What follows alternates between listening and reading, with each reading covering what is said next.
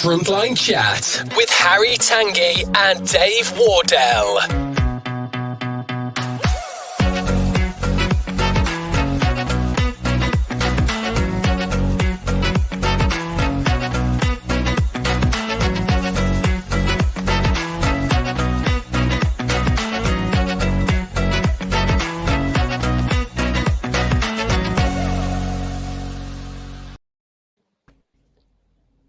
Hello. Oh, that was scary. Hello. Hello. How are you? Hello, big wide world out there. Yeah. Falling from the man cave. No, it's not even the man How are cave. you, The mate? fin cave. The what? The fin cave. The fin cave. Okay. There It's he getting is. a bit. That's massive. That's a massive old garden shed you've got there, mate. Thank you very much.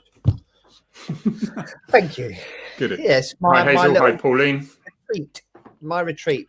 As you can hear. Good. Actually, listen, just for a second. It's lovely. Nothing. Yeah. Nothing. Yeah. No India, no tear, screaming. They do come and use it, of course, but it's a nice little retreat to come and do stuff like this and write and study and do all that sort of Yeah. stuff. So I'm loving Fantastic. Study, eh? it. Yeah. And now I'm always Wow. studying, mate. Dog behaviour, mostly. Really? You'll figure it out one day, will you? Now, the problem is, anybody out there who does learning, I mean, I stopped learning a long time ago, but I've been studying dogs and dog behavior for a very long time now. The more you learn, the more you realize you know nothing. So I can't remember what it's called. Somebody will tell me in a minute what it is. There's a graph. Put it this way. Is it that way? That way. There's a graph that talks about your learning. And when you start, you're down here somewhere. I'll get it right. Down here somewhere. And then you learn a bit and you think, oh my God, I'm brilliant. I know everything. And you get to here and then you realize, oh crap, actually, I know nothing. So that's where I am, down here somewhere, realizing that I know nothing. Well, that's probably why I'm too afraid to learn, because I'll find all that stuff out. So basically, this is probably my graph then. Oh, that's it. Willingness to... What's it called? It's got a name. There you go. The Dunning Kruger effect. That's it. Most people are at most people I work with are at the most stupid bit. But they if you look at the actual Dunning Kruger graph, when you're at that peak, you think you know everything, and actually, as you carry on, or if you bother to carry on, you realise you know nothing. And that's when imposter syndrome kicks in, and I've got massive. Really no, good. I just got arrogant syndrome. I just pretend I'm good at everything, and I don't care in the results. just dive in with both feet and not care of the results. It might stop. As long as it doesn't matter if you're stupid, as long as you don't know you're stupid, I guess. But everyone seems to be doing. Everyone seems to be doing master's degrees and stuff at the moment. Yeah. I feel like you're left behind. I think I must do a master's degree. Don't be ridiculous. If you think about a master's degree, that fits into the Dunning Kruger effect brilliantly, because I was told this by my biology teacher. I did biology at A level, which is insane. And my biology teacher said, this is the hardest biology you will ever do. If you go on to university, even if you do it as a doctorate, this A-level biology is the hardest, because in A-level biology, we ask you to learn everything about every aspect of biology. But if you go on to degree level, you'll pick a tiny bit of biology and learn that. And if you go on to doctorate, you'll pick a tiny bit of that tiny bit to learn. I totally agree. I mean, A-levels are considered. My daughter's just going through year 3. I think she's year 3. I don't know. I just know she's not here very much. And she says that year 1 and A-levels are far more difficult than year 1 of university. Year 1 is just playing around, messing about, and even year 2 to a certain extent. But she says that the youngsters nowadays, she didn't say the youngsters, but you know what I mean. Nowadays, are going to really struggle, because A-levels sets you up for degrees. And I think because they haven't had to learn to revise and do exams and deal with the stresses involved with that, they've gone from GCSEs straight into degree they're going to have it right between the eyes. No. They're going to struggle. They're going to struggle. Anyway, is the topic all about university degrees today or not? Yeah. Yeah, shall we? I know, mate. There's so many studies that are going to come out of COVID and what it's caused and the effects and everything. But yeah, what's happening this week? What's happening in the news? Well, news for big on our side. Thank you, Fabulous Finberg, in aid of Nowzad. Yeah, yes. Can you just do a recap on Nowzad? Has that dog been recovered yet? Spike, is it? Has he been rehomed yet? Do we know? No. Yeah, I'll talk about let's cover Nowzad first. So obviously, pretty much all our social media for Fabulous Finn has been given over. We've been trying to make people laugh as well because it's pretty strange times, but it's been given over to Nowzad. Now, anybody who doesn't know, Nowzad is an amazing charity started by an ex-Royal Marine in Afghanistan who was befriended by a dog when he was fighting out there, and then he saw how important this dog was, called Nowzad, was for his mental health, and then he eventually ended up managing to get the dog home. And then that's kind of what the charity was. It was rescuing these street dogs and dogs that had been befriended soldiers and getting them home. So they live in Afghanistan, which obviously they live in Kabul, which obviously is a horrible place to be right now, and they need to get out. So Penn's fine, he can get out. He's an ex-Royal Marine, so he's a British citizen, but he's got 25 staff and their immediate family who have been working with him, who would probably be a target for the Taliban if they're like anything like they used to be. So he's trying to get them out. So he's now in contact with the Foreign Office. The paperwork is being processed. The money has been raised for a cargo plane to get the animals out as well. But now the problem is getting through Kabul is horrible. Apparently, if you read the news, if you watch the news, getting through Kabul is governed by the Taliban. When you get to the airport gates, it's terrible. So they really do need that safe passage to the airport where, hopefully everything will come together and they'll get I think it's 98 dogs and 88 cats and 71 staff onto a plane and get them out of there. Now everything's being set up this side so that there's places for people to stay and so that they won't be a burden on the welfare system. Penn and his friends have gone to great lengths to make sure that everything's in order, and that they're bringing skilled people over here, people that we need in this country, and the animals as well, to make sure they've got places. So so they really need that safe passage to the airport. Now, I just want to give a massive shout out, because there are a number of charities in this country who have literally stopped what they're doing and are now doing everything they can to raise money and help Nowzad, which is incredible. And it just shows what we can do when we all come together for one thing, all come together focused and do something. But these charities have given up fundraising for themselves. And I know that these charities need every penny. So they're struggling themselves, and they've gone way above and beyond to help Nowzad. So all I say is, if you support any of those other charities, then please don't forget them. And when Nowzad have got all the money that they need, please go back to supporting your other charities, because to watch them do what they've done, to give up everything and stop asking for money for themselves and divert it all to Nowzad, I take my hat off to them. They're absolutely nice, incredible people. Shows what we can all achieve when we come together, a bit like with Finn's Law and Finn's Law Part 2. When we all come together, we can achieve so much. Well done. Exactly that. Spike. We've got some promising leads for Spike. Anybody who doesn't know who Spike is, Thin Blue Paw are helping Spike to be rehomed. He is a retired police dog. He's already retired. He's been retired for a little while. Circumstances have changed for his owner, and he can't keep him any longer. Unfortunately, Spike isn't.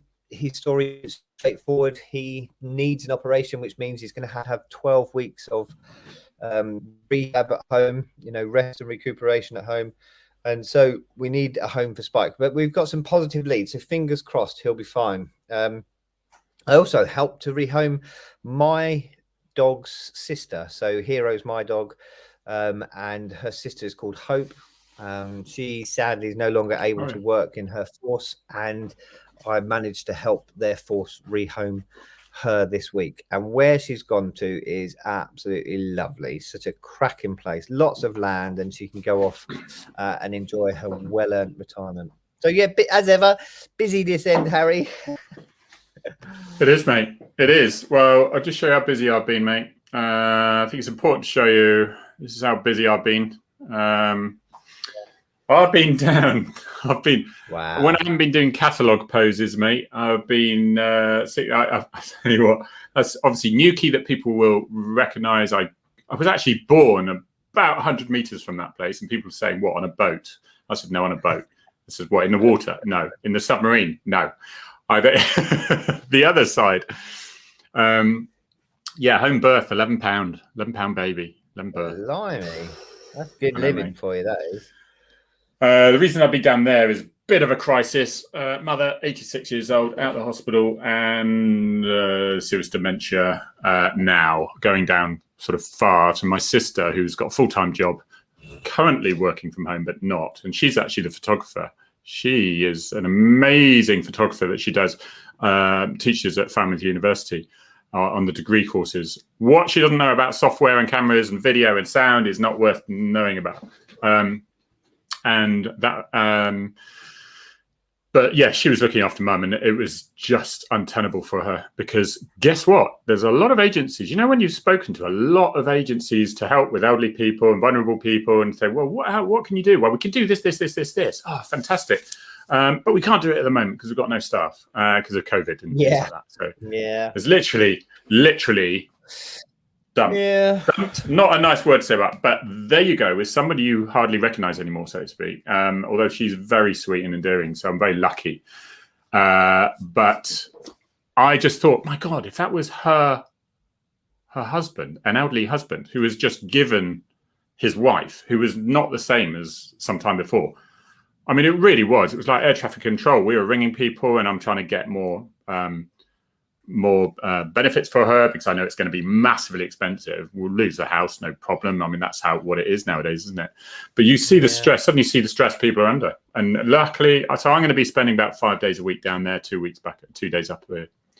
Well, things settle. But yeah, there's two of us, so it's a little bit easier, and then she goes back to work. So I'll be doing I've been doing interviews, and we'll talk about that as well. The horrendous shooting that occurred in Keam in Plymouth, the community there have been really incredible, and it's actually quite endearing, right word, but to actually see that community come together on that. And this is the minute's silence where they got together. I mean, I know Plymouth well. I've worked there, and it was my patch on the armed response side of things. My section had just finished the day shift, and it was the late section that had come on. So we're going to just talk about not necessarily this particular incident, but generally what it is like to get a job when you're in your car, when you attend that scene, what you're expecting to happen, and then the aftermath of that as well, of course, isn't it? So and it's like this one here says is you've got to be, I mean, it's Federation chap there, Jim Perkis, Federation Secretary, concerned about those other officers that visit scenes like this, and they, just because they have a uniform, it doesn't make them impervious to stress and so on and so forth, does it? No, it doesn't, mate. Just like Joe Public as well. Not Yeah, so I've been chatting. It's a thin line to judge, but I've been chatting. Obviously, the local radios, Radio Devon, Radio Cornwall. I was always on there anyway when I was in the job, and of course, firearms officers. So I thought, well, it's one of those things where I think, well, I prefer to say something than someone else or them guess, and I'd really always try to put the human side of it. So that's what I've been doing. Oh, and I've got a column in the Moorland News. Sounds like it's quite a big one, and they're really good. It's a really good thing. So I've got a monthly column in there, mate. Get you. So Harry. That's what I've been doing. What is it? An opinion piece? Is it? Yeah, it is. It's anything about national policing, but is very much, especially could bring into local aspects as well. And just let anyone know, I've got one of these. Is like a newsletter. It's just saying basically quick thing on the week I've done, and and also what's coming up. And you can see on Frontline Chat here, for example, and links to things. So they're all in one place. So subscribe to that. That you'll find on my Twitter page. I'll stick it on my Facebook and things like that. So you can subscribe and link and just see what's Dave and I have got for the following week. Danny Hickman says, hi, Dave. Looking forward to seeing you at the Thin Blue Paw Awards on the 14th. Are you coming, Harry? Yeah, definitely. What day is it? Definitely. Yeah, 14th. Definitely. Day that is. 14th. Tuesday, is it? No. Tuesday? Is it a Tuesday? Yeah. No, I'll definitely. I'll do that. Okay, Danny, what is get it? to meet Harry as well. Suddenly suddenly it's empty. What's the dress, mate? What's the dress? Cocktail dress for you, please, mate.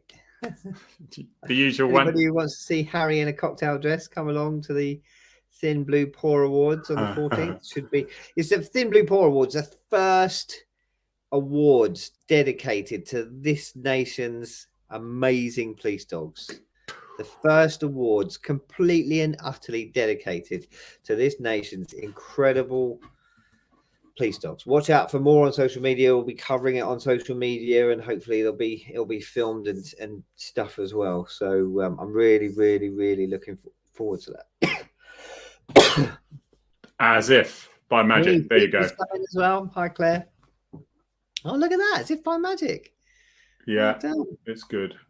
Yes, excellent. Subscribe to the Thin Blue Paw newsletter. Look, get on there. I need to support these animals in their retirement because nobody else does. Well done. No, good.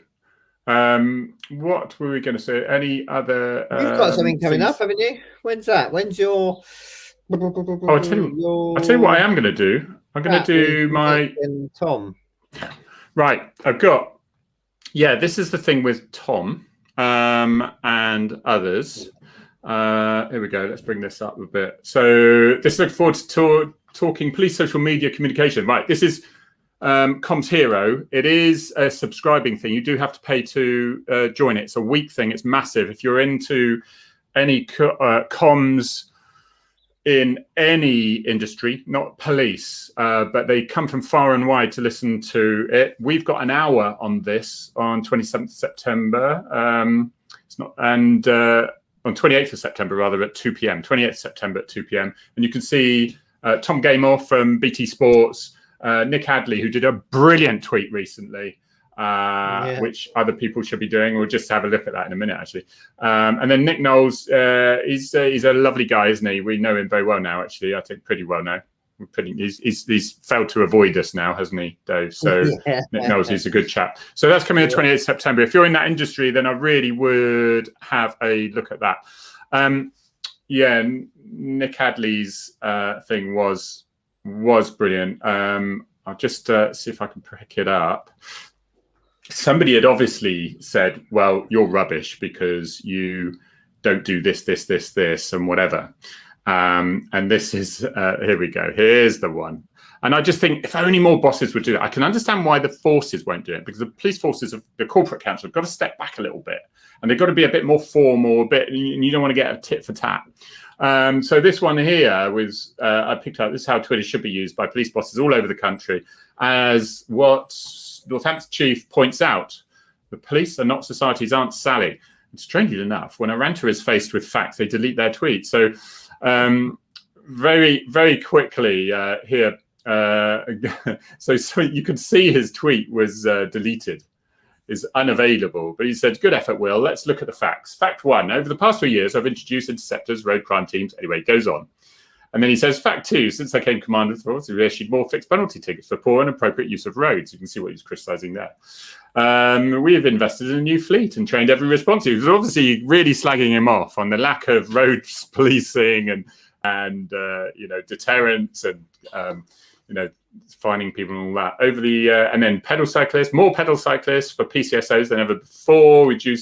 Reduce the kills and serious injuries. He goes on and on and on and on. And the last one, I think, I only ever punch out those, because he's punched down, because obviously accused of that, punch down those who criticise the force when they talk nonsense and make unjustified, idiotic statements. The police are not society's Aunt Sally's. I think that's wonderful. It's professional. It's it's professional. It's to the point. It's like, where do you go with that? Apart from delete your tweet, where do you do that?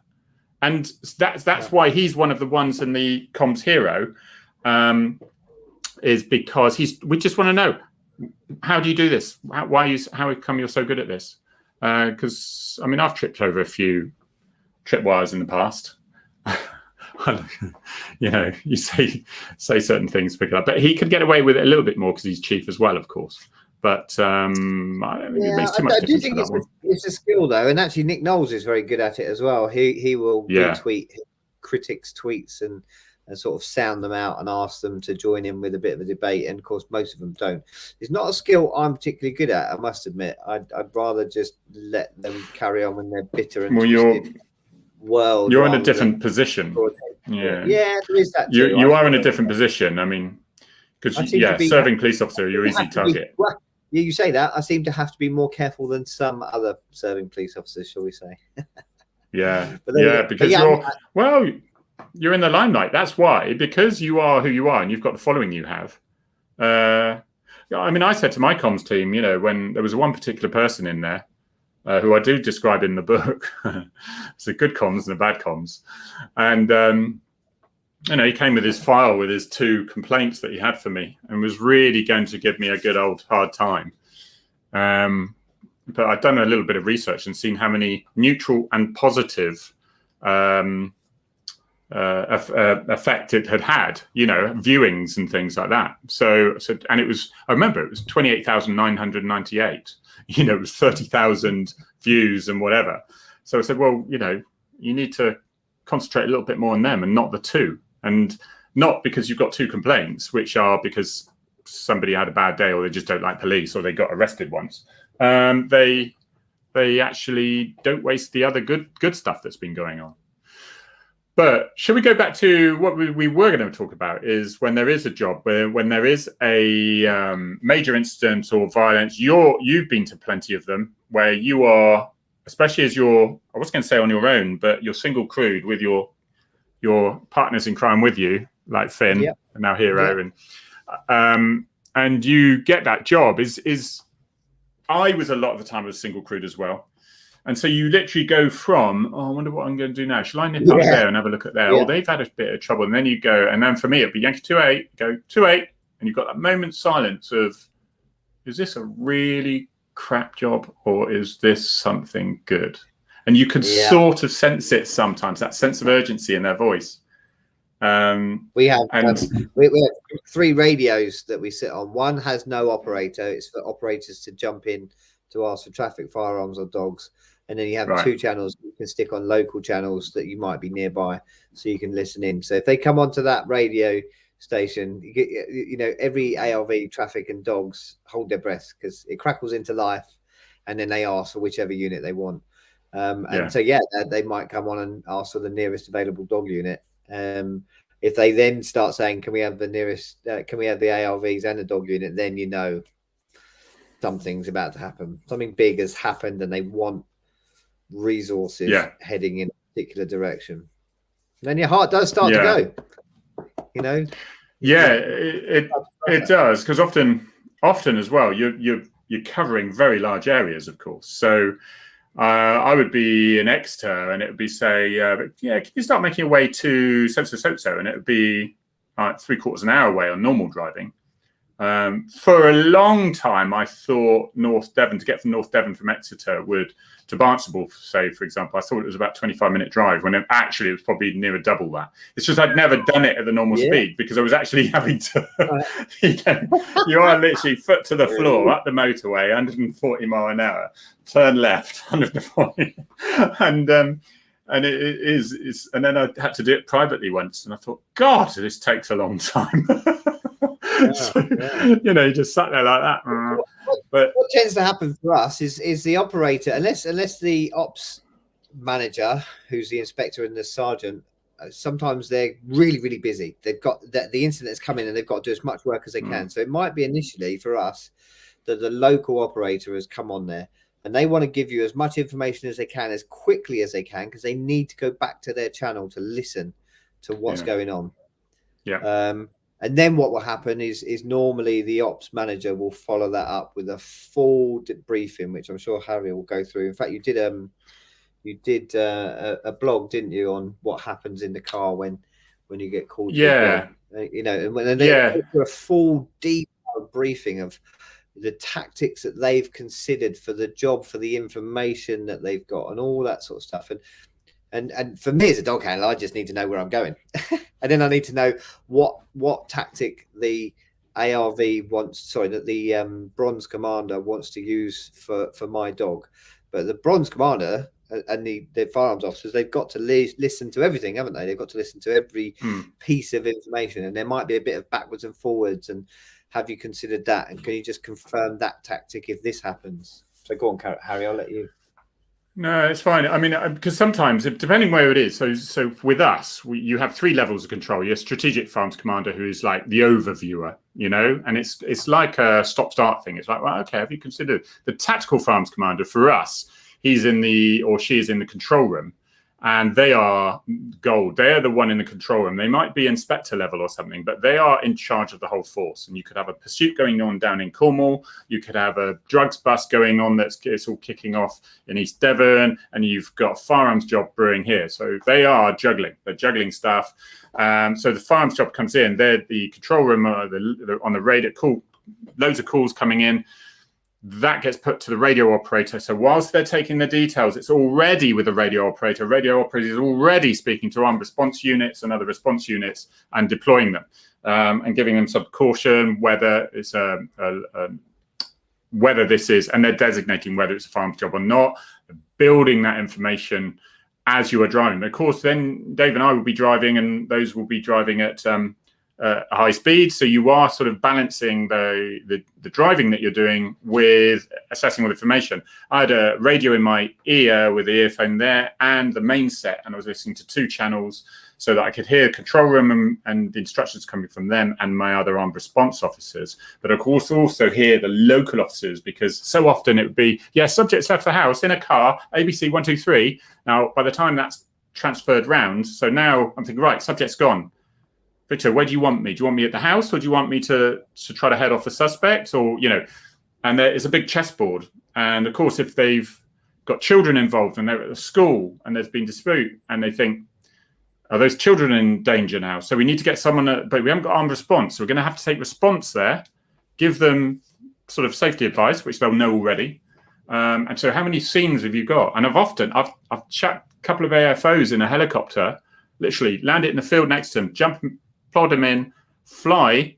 So they're in the air heading to North Devon when the car was last seen. So once that car gets to an address, you have immediately got 2 armed response officers to deal with something there. Get a Panda there so they can use that Panda car. Whilst other ARVs are around, because the areas involved are huge. Whereas in the city, you can't just land a helicopter everywhere, but it does sometimes just take 10 minutes to get across the city as well, doesn't it? Or something. Yeah. So there's a lot going on. The force incident officer is really going 6 to the dozen. If I wasn't going to the scene, if I was the firearms tactics advisor, then I would be on the phone as well as the radios, as well as driving and giving advice on, because I swallowed the manual. I remember, I think it was a documentary that I think it featured Lewis Hamilton. In fact, Tracy makes a good point if you want to just highlight that. We'll try and cover as much of that as we can, Tracy, as we go through. But there was a thing that featured Lewis Hamilton, and it's because he's driving a little bit slower than you, Harry. A little bit faster than you, Harry, just a little bit faster. He's driving at 180, 200 miles an hour.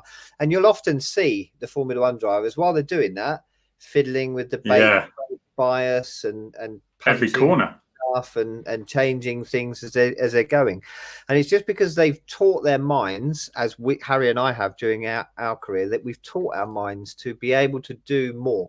Now, of course, if it goes wrong, it will go horribly wrong, and then you'll be stood in court explaining why you did this, that, and the other, and we're thinking about this. And not that we actually do stuff like Hamilton, we don't have to mess around with the brake bias, but like Harry said, you're not just driving and changing gear and driving at a high level, hopefully, but you're also trying to process what all that means, trying to process that, he's just now barricaded himself into the house. So what does that mean? Just, he's now got into a car. So what does that mean? What direction is he heading in? I'm now on this road and he's now heading across the top. Can I change direction to kind of cut him off? So there's so many things, and it does come with practice.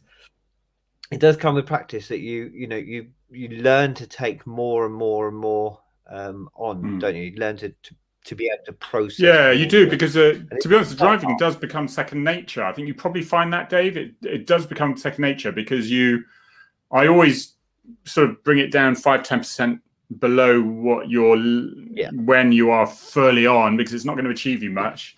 And it does sort of become muscle memory and looking out for all the things, and you usually know the roads very well, so you know where the crossing points, where there could be a little surprise coming out, where the hump in the road is, where the solid whites are. So you usually take all that in, and then just dealing with the stuff on the radio and just chucking in really short, snappy comments, not taking the radio over all the time, and saying, standing by, where do you want me? That sort of thing. And it would be, and to say, so that they could get an idea, ETA, ARV's ETA. And I go, 10 minutes from Yaki, to 8. And then the others would. So I think, I'm going to get there first. Right. And is it okay? So if the house, are we doing a containment on the house, or is there a subject in there is there a person in there who's dangerous, who's in danger, in which case you're now looking at an immediate entry. So it is literally no messing about, no waiting for your mates. Get in there to save life. Put JC's next comment on, because that's perfect. I love it. when you're on blues and twos, the dogs are normally quite excited anyway. But when you're on blues and twos, they sense it. They sense your blood pressure has gone up. They sense that your driving has changed. Obviously, they can hear the sirens, and they can probably see the blue lights as well, reflecting off stuff, and they get excited. And you're Oscar 1, or we call him Oscar 1 here. The ops room inspector will be asking you for something, your ETA, or what specialisms your dog has, and you'll press your button, and I can guarantee it, and I'm sure JC will back me up.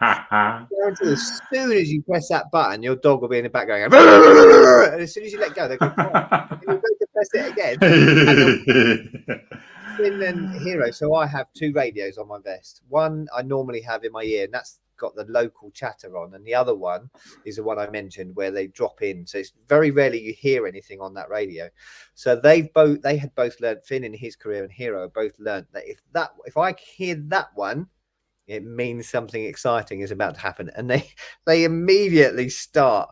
You're trying to look for a little gap where they're quiet, where you can go, I'll be 5 minutes and they're firearms. They'll just be in the background going,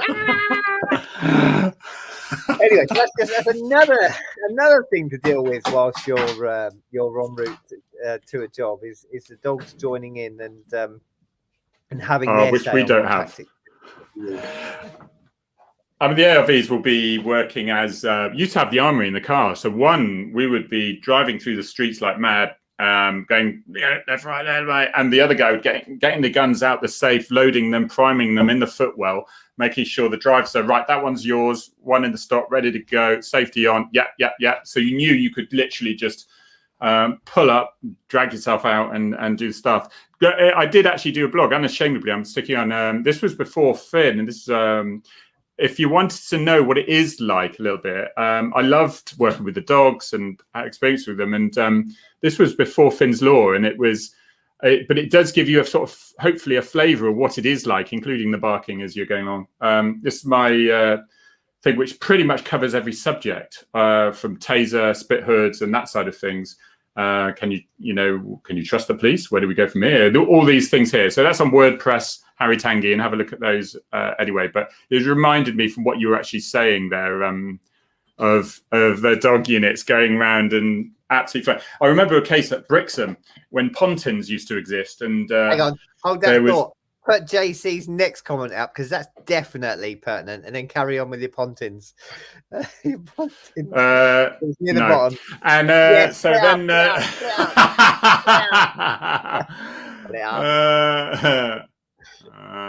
on, I'm going to read it out if you don't put it up. There we go. Right, now carry on. Did you see it? Put it up. So, funny enough, just before this, I put a bit of clay in my hair like that, sort of make an effort. Like that. Although it's a bit sticky up there. Yeah, so a dog unit turned up, and of course, what some people don't understand is that they are divided in two, and this came out, and the van is rocking. Van's rocking like that.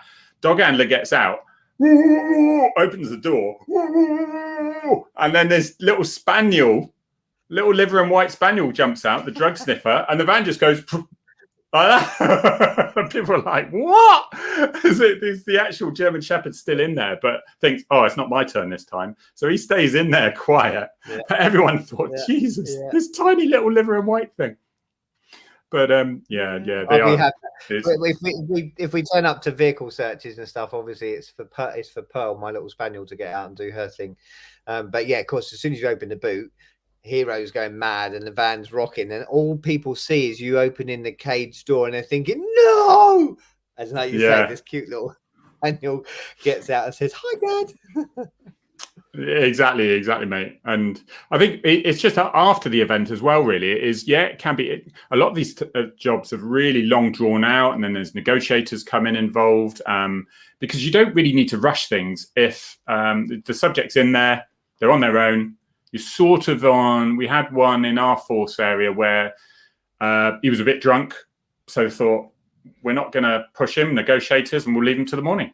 All right. Well, you can't do that a lot of the time because of other jobs and things like that. But the decision was made, leave him to the morning, and he shot himself in the morning. And so the criticism was, well, you should have got him before. Well, as you know, the police officers then go into the house and challenge him, and he shoots himself. They say, well, why did you do that? Why didn't you just wait till the morning when he was sober? So there is a little bit of hindsight, and that was bad luck on their side for sure, because you'd think when they'd sobered up, he wouldn't have been so bad. But Ruth Fishley, how are you, Ruth? I used to work with Ruth's husband, who are super, super fit, like triathlons before breakfast. Sickening people, as she can hear me now. Sickening people, sickeningly fit. And I think they have sickeningly very, they'll be in the Olympic before long, I'm sure. Fish, we used to call him. He's, we still do, I just don't because I'm not there anymore, but he's just been for a cycle, like 100 miles before work, So, phenomenal, very impressive. Right, there is actually a bit of YouTube footage that I will try to find of me creeping up to a van and getting a bit of a surprise. I'll try to find it, mate. I'll try to find it. Let's see if we can do that. But talking and finding it is going to be difficult. I'm just going to show you all a picture of Hope jumping through a window in her new home. So as you can see, for those of you who know Hero, I'm not really allowed to share pictures of, which is ridiculous. So they look so much alike, all the H litter. She looks so obviously Hector, who's another H litter, who's with my friend. Hope and Hector look almost identical. He's slightly bigger than her, and Hero's quite leggy compared to them. But there she is, enjoying her new home. It's into her second day in her new home, having retired from, I think someone put up here earlier, Leicestershire Police. But yeah, I hope she has a wonderful time. Sorry, that gave you a little bit of time to find it, Harry. Did that work? It did. I thought I had. No, I'm gonna get PTSD. I'm gonna get it. Yes, good question. Please get help with PTSD. We get much more help now than we've ever done. There's still a long way to go. If I'm honest, there's still a very, very long way to go. But there's still lots of learning being done about PTSD. So hopefully, once the learning happens, as always happens, we'll get more help and more help and more help. I suspect it's why the government didn't want 30-year cops, because they realized that we were storing all this stuff up and it was causing them issues. And not only that, the pension is quite expensive for the government at the end.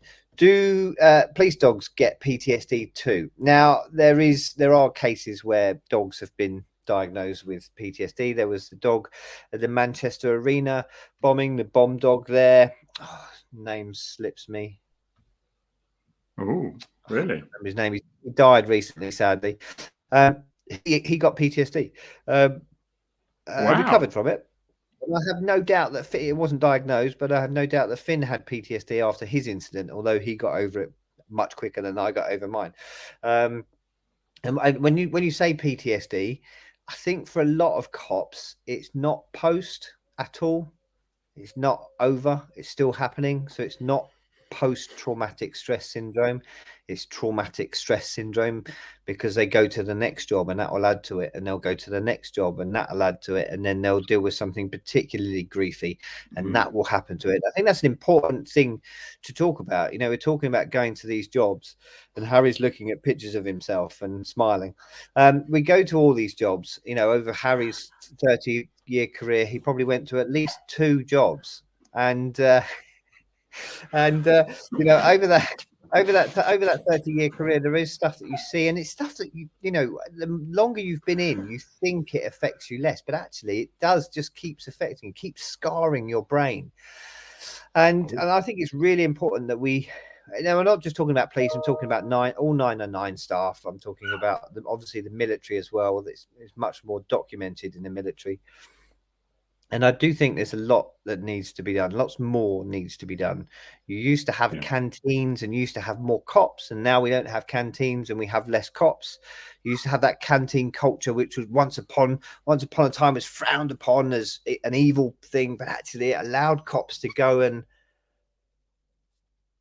you know, compartmentalize this stuff and put it away and post it away. And actually you're seeing now forces starting to encourage a bit more of the canteen culture than they did previously, encouraging people to get together and talk in, and they keep going on about this, a safe environment. And what they mean by that is if you walk in there and you want to swear because it went flipping wrong, then you can, because if that's part of your process, if that's part of how you're going to deal with it and put it away, then it's really, really important. You know, really. Tom, where did you get that? Tom, tell me what to search for. He thinks he's found it. I can't find it. I've obviously put far too much stuff on YouTube and stuff. Can't find it. And I've got 3 different IDs on it, though. True. I think the problem is yes, there is the help available for PTSD sufferers and things like that. But sometimes the cops don't, they don't shove it down your neck. They say, look, if you feel you need it, then speak to us. But they don't shove it down your neck, because then it becomes a bit like NCOUT. It's just a tick box thing that you have to do, and it's not going to be very helpful, and the system will be overrun. But it's recognizing that. And if cops don't recognize that they are struggling, they're just going to deal with it internally until the damage is done. That's the breakup. So yeah, there is the help available, but it's whether they pick up on it and recognize that they're dealing with it wrongly. And also whether you're prepared to ask for help. I've got to admit that after Wanda's barking. I've got to admit that when Finn and I's incident first happened, you know, that didn't cause me my problems, but it kind of was the camel that broke the straw that broke the camel's back.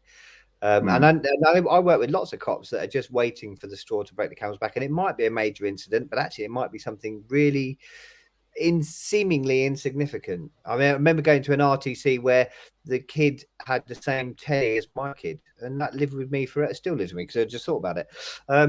So it's all those little things, and I can't remember where I was going with that, but you know, JD Edwards points out that the suicide rate amongst police officers is shockingly high,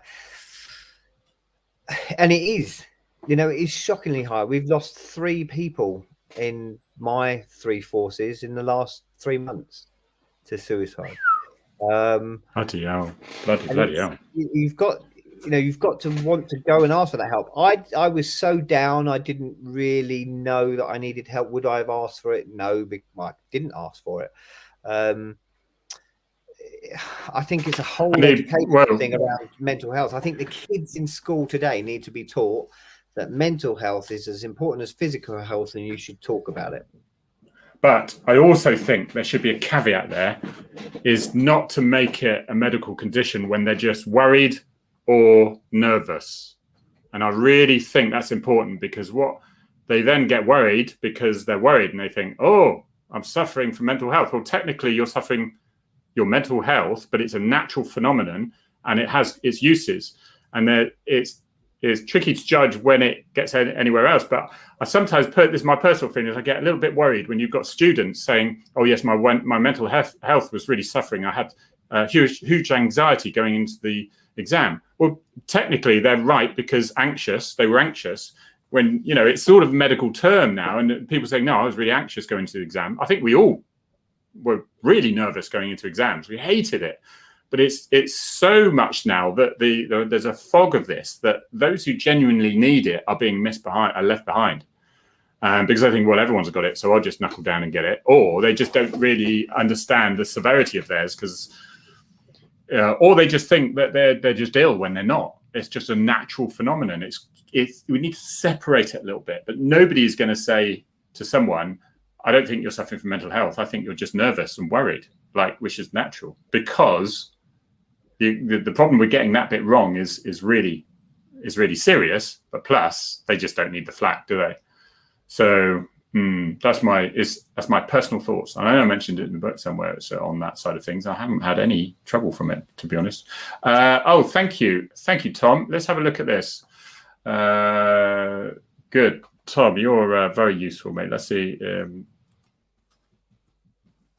Yeah, so I think it's a tricky one. It's a tricky one, but here it is. Tom saved the day. Thank you very much, Tom.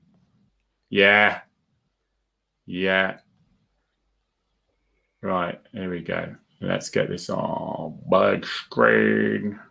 So one day I'm going to share my screen, and it's going to be something. Rude. It'd be all my videos when I was short of money and needed to make. Yeah, I needed to make money fast. And okay. No volume. Okay. Volume. Have you got volume now? No. Have you got handlers? No. Yes. Right, they set one up for me, no doubt. But see that? Ooh, that one there. Let's see what happens when I walk past it.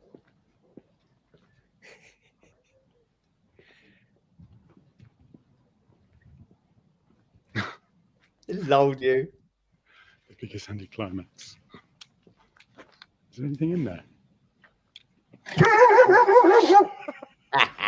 The dog's lulled you into a false sense of security.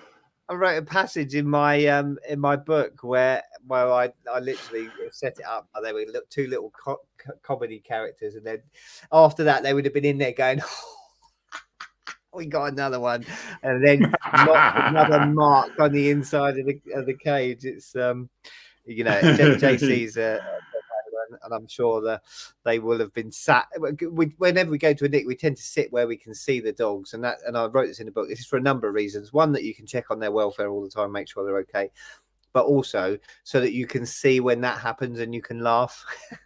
Yeah, exactly. I think Ruth put the link on there as well, which was so it's good, isn't it? I think I'll just have these people on here permanently so they can help us when I forget words and what I'm trying to say. It is true, isn't it? Well, I think, is there a particular rank who's more scared than the others? Well, I wonder. Well, the others, to be honest, at night you won't see a rank higher than an inspector anyway at night. So it's like if a superintendent walks in and it's dark, you're like, wow, what's happened? Yeah. So, but it is important, it is important that we look after each other. It doesn't quite rightly, Stephanie says, it's not just our role; it's lots of roles. The thing with stress. I was talking to someone. I said to someone earlier in the week who said, "Oh well, compared to what other people have gone through, it's not much." But it's what you're dealing with at that time, and if that's the most significant thing you're dealing with at that time, you've got to watch yourself. You've got to be careful, and you've got to ask for help. It's so important. It isn't about, "Oh yeah, my stabbing was worse than your stabbing," or the scene I went to was worse than yours, or what happened in my childhood was worse than your childhood. It's, if that's the worst thing that's happened or happening to you at the moment, you've got to watch yourself. I think two things. It's different if you're prepared for something and you're not. So if you know that there's, if you're going towards a serious fatal road traffic collision, you're sort of prepared already. If then, because police officers find if they're actually sitting there watching something and then a collision happens in front of them, whether they're on duty or off duty, that's quite shocking. It's really shocking. And you think, well, why am I feeling like this? I go to loads of these. It's because you've had that time to sort of prepare. The other thing, you could make it as gory as you like. I have literally handled what's in there and placed it somewhere safer because and it hasn't affected me. It is still the car with 4 teenagers dressed in jeans and t-shirt who hit a wall, lost control on a bend, hit a wall side on, edge onto the wall, and it looked like they could just step out the car and walk off. They were unmarked, absolutely unmarked, but all 4 were dead. So those are the sort of little creepy things that come back now and then, and I think it is the circumstances around it. It's when you see the magazine in the car they were reading, you know, that's the little thing that brings it into normality, and you think, wow, you know, this isn't just another scene that I've attended. You know, this was normal life just before. And that, for me, is the thing that is the risky bit. Because not really funny. I mean, you could get at something. You get a person, and when they've died, then notice. To me, it's like they've left their coat behind. It's how I deal with it consciously. It's not a body. It's not them. When you see dead people, you could see that they've got an expression that they would never have had when they were alive anyway. You know. So for me, that's gone. And you can put red stuff in there as much as you like. I mean, how much you just put more and more, it's after a while you have the same effect. It's not shocking anymore, you know. And then you're just busy doing, right, I need to do something here. You know, what's your initial action on scene preservation, witnesses, things like that. But and then it's a little stop and wait and have a chat and a little defuse, as they say. But yeah, I think that's the thing. And I used to be, when I was a sergeant, before we had family liaison officers, I would go get to the scene, do the scene management, and then you could see it was a sort of hurry up and wait situation. They were getting the evidence, and it would be my turn then, within the half hour, to go and do I would then volunteer to do the death message, you know. And so, of course, that's another aspect, because you're seeing, you know, and I remember going to one house, and he killed himself on a motorbike on purpose. It was several attempts, and the woman was literally hanging off me, slapping me with a tea towel, screaming like a wild animal, you know, absolutely. And then the big dad came in from outside, builder guy, big hobnail boots, and I thought, blimey, this ain't going to be good. And he was like, oh, he's done it, has he? All right, he's done it. You could tell that at that point it was almost, right, it's over now. We don't need to worry anymore. But hey, that's policing for you, isn't it? You really get the flavour of the whole lot. Yeah, and some cops can be really lucky. And someone asked, Hazel asked earlier, "Are you trying to put people off joining the job?" No, we're not, because it is an amazing job. What we're saying is, don't think you're a superhero, because you're not, because it will come back and punch you really hard someday if you're not. What was I going to say? Oh, yeah, we have tried to get them back on, haven't we, Harry? And it hasn't quite worked, unfortunately. But it would be. I think we got them fresh and innocent before. I can only. No, I'm only guessing, because they're brilliant. It'd be lovely to have them on. But I know what cops are like, and you imagine they'll be going through training and go, "You what? Oh my God! If you'd said one thing wrong and blah blah blah blah," and you think, well, actually, I don't know what it is, but we'd love to have them on. I know they're doing really well anyway. I do think MB7 Star said therapy should be the norm for police officers. I think it should. I think it really should. I think it should be. It should be as. It should just be that. It should be normal. It should be normal to talk about we all have mental health. Sometimes it's good. Sometimes it's not quite so good. Well, do you remember Sam Smith? It might be horrific. Yeah, absolutely. Sam Smith was on our Frontline Chat, and he was saying exactly that. He was trying to bring it in so that mental health, as you join the police, you're told about it, and you're told to expect it and how to deal with it, how to recognize it and cope with it. But then also it would be statute that once you'd been, because it's very easy to know what jobs you've been to, that you would go through this automated system where you couldn't be missed. You couldn't slip through the system. And that you would be taught how to recognize it, processing it, that side of things. Because at the moment is a little bit, it helps out there, but you've got to want it and you've got to go for it. And it's not their fault for not shoving it down your neck, sort of thing. But if it's part of a system, it's just educating you. I think once you know and you can recognize it, then you're forearmed, isn't it? Yeah, absolutely. Yeah. I think with some of us old sweats or older sweats, it's still seen as a stick to beat you with, because you used to lose stuff, didn't you? They could take you off the street. They could take your dog away. They could take your firearms in particular. away. Yeah. And, you know, yeah. and probably taking your firearms ticket away is the right thing to do, but it just needs to be explained to you. The reason we're doing this is not because we want to kick you off the unit, it's because we want to help you. Blah, blah, blah, blah, blah. I think there's some though. I think people are a lot more now. They're saying, I've got some stuff going on at home, you know, whatever, and I just need to come offline for a little bit. And they are able to do that without finding a bit, you know, trouble to come home. What they would be really worried about is they would be involved in a shooting, and then the lawyers would say, you know, it's a bit like, you know, what's happened. You could say, you know, the guns were taken away and then they were returned, and then look what happened, when they could have been absolutely legitimate in what those armed officers, you know, police officers did. So it's a tricky one for the bosses, and it was easier just to take the problem away. But I think now but then in my day, if you were diabetic, you couldn't drive a traffic car, but now it makes perfect sense. If you've shown you haven't had any effect lapse or whatever in such a long time, it's 12 months, 6 months, 12 months, whatever it is. Now they are quite right too. Yes. And it's like the forensics is a lot of the time response are the ones who come to it first. They're the ones who go to the fatal road traffic collision in the sticks on their own first. Could be a PCSO, of course, you know. So it's those that need to be remembered, especially in incidents in the city and things like that. You know, walk into a scene of devastation where, again, those ARVs, and we're discussing it on the way down, and we're sort of prepared of what we're going to do. I mean, I can't emphasize enough with the armed response. That's what I've always wondered as well, because the armed response are trained 4 days every 6 weeks. So it's five weeks between the start and end of a thing. It's endless, and it's hard days, long days, assessments.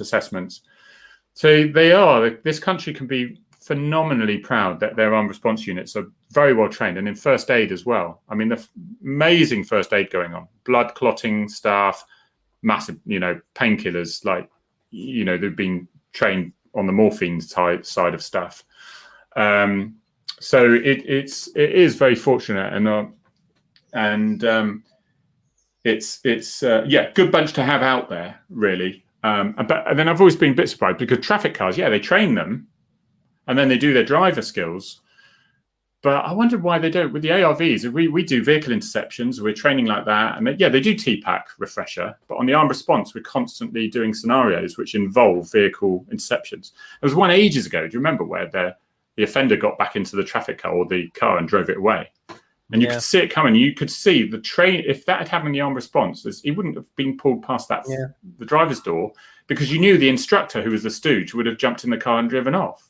It would have been howling at you. Do you know what I mean? I think lessons were learned that day, I should imagine. It was probably never... because it's all a bit embarrassing when that happens, isn't it? Yep. MB7 Star is exactly right. It is. But the trouble is they don't want it because it's phenomenally expensive. That's it, isn't it? And I'm finding out now, to get a care person at my mum's house to give my sister a break, and therefore me a break, it's 400 quid a day. That's just for 8 hours. So you can see mental health. You're talking. Well, as a carpenter's 300 quid a day. A skilled tradesperson at least. So you could sort of see why it does cost so much. That's why I said to my mother, because she was enjoying some cruises when she was obviously a lot better, and she would go on these cruises, and she'd like the Norwegian ones, all the cold ones, and she would go on them, and she'd find that people are going from cruise to cruise to cruise to cruise. They'd sold their houses. They were getting elderly. They sold their houses because they realised you got all the healthcare on the boat, all the meals. To be on the boat. Yeah, it was cheaper to be on the boat. The cabins were clean. They had communities that where are you going next? We're going there. Because my mum, she's got a house. That house is just going to disappear, in expenses and stuff like that. And I wish she'd sold a house now and gone on all these cruises. So there's a little bit of advice. If you're getting on a bit and then they'll come back to me in 2 years' time. We sold a house, ran out of money. Yeah, go on a cruise. Brilliant. Go on a cruise. Mate, look at the time. I know, it's an hour. So I hope you guys got something from that. Harry and I are very passionate about post-incident, about looking after yourselves. It doesn't have to be police, it's anyone, about looking after your brain. You only get one, and actually it is a very complex and sometimes very fragile thing. And we all need to be accepting of the fact that that is the case, whether it's you, whether it's someone else. We all need help. We all go through. We haven't even. We let the IOPC off, didn't we, about how much stress they can cause police officers unnecessarily, and the investigation system that takes place. But that is that's there for the grace of God go we for many that deal with that, isn't it, really? But there we go. Just last flurry at the comments. Have a good weekend. Brilliant, Harry and Dave. Have a great evening. Lucky Zell. Thank you. It's just, to me, this is just a great little chat. I think we started this off, Dave, by you and me just talking to each other like this on WhatsApp. We'll just shove it online. Yeah, we just like we normally do. We're just taking the mickey out of each other, and JC joins in talking about you being a crayon cruncher and all that sort of stuff. And that's what it's all about. So hopefully, you have a little bit of a laugh and learn something along the way. I feel loved if someone takes the piss, so it's fine. So, absolutely right. You can sell your house, go on cruises, and still watch Frontline Chat whenever you are via the internet. So true. So true, positive cat, Jackie. Bye, everyone. Take care. I think that's it. It's been emotional. That's it. I've lost my brand. I've lost my thing. There we go. Bye.